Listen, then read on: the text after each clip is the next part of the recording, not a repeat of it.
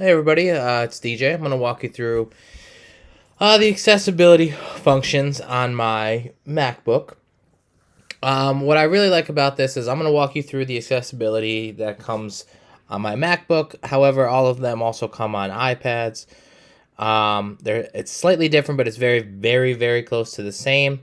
All of my students have iPads. We made the transition this year, so that's why I'm going to walk you through the accessibility. So again, we're going to go to settings, accessibility. There's its own tab, and you can see what I really like about this is that it's actually broken up. So these specifically focus on vision, these specifically focus on the hearing, and we'll get into the shortcuts a little bit at the end. Okay, so if we just went through, obviously the overview helps you to adapt to the individual needs of the person using this, which is why I'm walking you through this. But again, like, it does have the accessibility functions on iPads. So obviously whatever I can do on my computer, the students can also do on their iPads, because it is just a Mac function. Okay, so for the voiceover, if we were to enable the voiceover, obviously it provides the descriptions of what is on the screen. If the student does have vision impairment, if for any reason like the font cannot be zoomed in, whatever the case may be, it does provide voiceover for the students to be able to read. And I know that I've had, in my 8 years of teaching, I've had quite a few students actually use this. And again, you can enable this, and you can play with the voice you hear. You can definitely play with these functions to make them all suitable and better to fit your needs or the needs of your students. Zooming, obviously there are keyboard shortcuts for this. You can turn on. This one is going to be a little bit different on the iPads, obviously. That does have a functionality to do this. Obviously it doesn't have the shortcut keys. Again, very, very different there. But as you can look through, so the zoom style, do you want it full screen, split screen, picture in picture? You can choose the display functions. And then if you wanted to, you could jump into a little bit more advanced. I've never had to jump into advanced for any of my students. But based on their needs, that is also there as well.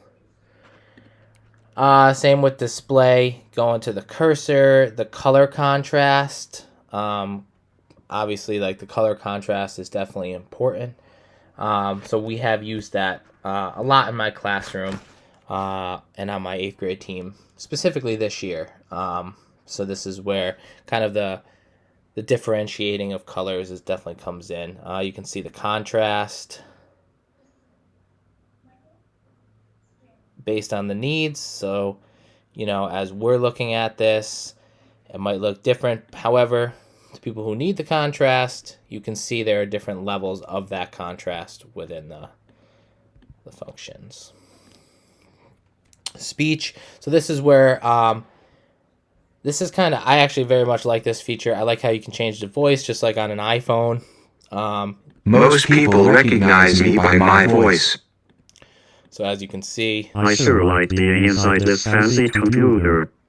Based on whatever preferences I'd like Isn't it nice to have a computer that will talk to you? You can also change the speed. So I kind of think this is double dipping on the hearing portion, but if I needed to go a little bit slower, Isn't it nice to...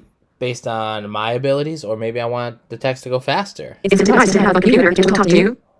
I don't know if I would be able to handle that speed, but it's there. Same with alerts.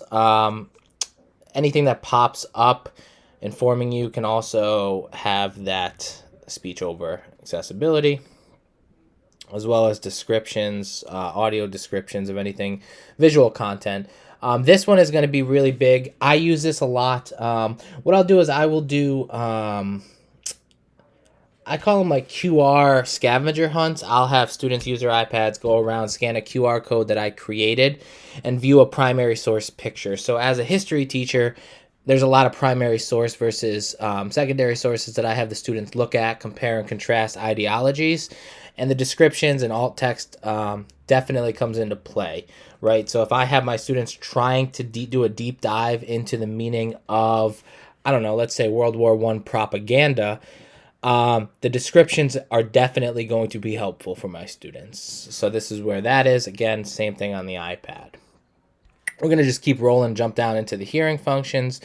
You can see how they have the audio and the caption functions. We can test it. Obviously, we did not have any alerts, so my screen didn't flash. But if I were to have any alerts and I couldn't hear my computer go off, or let's say, it could also work contrastly, like if I'm in a meeting and I have my computer sound off, again, any alert would flash the screen to indicate that there was an alert. I can also select this box as well if I wanted to go to additional preferences. Maybe I wanted a specific sound. Maybe I wanted additional flashing, things of that nature. And the captions. So you can have transparent with the background. You can have the contrast. I like the contrast personally. They call it classic. And then you can also play with, like, do you want the text outlined? I like this one as well because it pops a little bit more just on the text. But again, this gives you that guaranteed contrast with the black and white for all captions. We're going to just keep going down here into the motor functionality. So you have the voice control functions, which allow you to edit the text by speaking to it. So again, like, I can turn on my MacBook to allow for voice control. Obviously, like, we know a lot about voice control because it's popularized by having Siri on our phones. However, like, you can do that through all Mac devices. Keyboard allows for a lot of different shortcuts, including, as you can see here. I'm actually going to dive into the keyboard in a little bit just because I want to show one other thing. The pointer control, as you can see here, like the speed upon which can be modified. I'm not sure where I had that. And this has to do with, like, the tracking pad.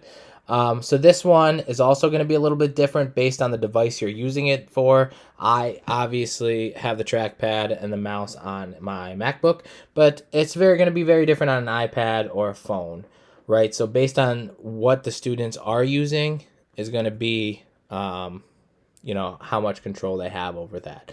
But like I said, the iPads have, I personally feel like the iPads are a little bit more user-friendly for the students. On a MacBook, you can create the shortcuts or use the key function shortcuts, but on an iPad, it's much more on the individual user, because of the hands-on approach of it.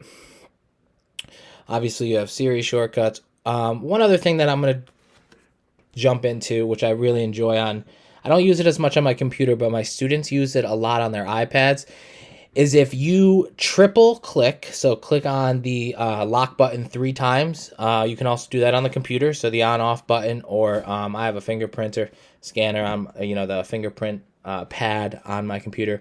If you press that down 3 times, and it's the same on the iPad.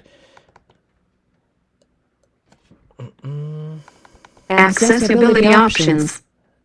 It's going to go ahead and give you the shortcuts for all Use the tab key accessibility. to navigate, and press space to toggle an option.